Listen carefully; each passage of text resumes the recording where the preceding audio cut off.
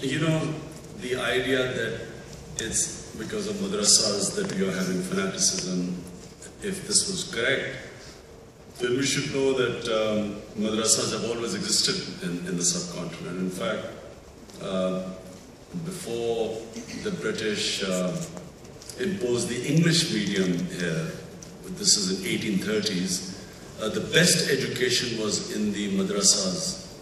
William Dalrymple writes this book, The Last Mughal, and he talks about the British Delhi College and about the two big madrasas in Delhi.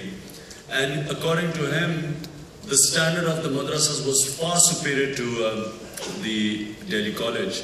In fact, G.W. Lettner, who was the first principal of Government College, he writes in 1830s, that in some of the madrasas, the top madrasas, the standard was equal to Oxford and Cambridge.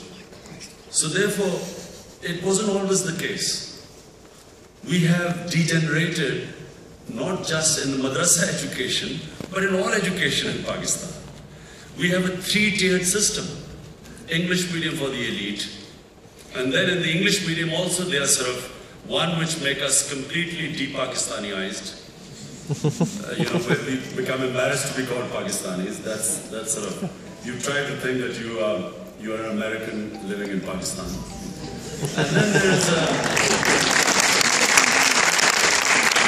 And then there is this other, the Urdu medium education produced, all the government schools produced the best intellectuals right up to the 70s.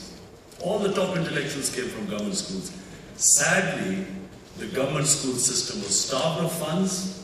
Per capita investment into government education went down in the 80s and 90s, and now even more. So this private school industry came up. So everyone, you know, opened up these English medium schools as shops. And basically, I think they're language schools, they're not even educational institutions. They all teach you how to behave and look like and sort of have these mannerisms of Western education, but actually they don't even give proper education. So we have this, you need complete reform in education in Pakistan. It's not just Urdu medium or Dini madrasas, you need a total reform. Reason why Musharraf failed, he got $100 million, I remember, to reform the madrasas.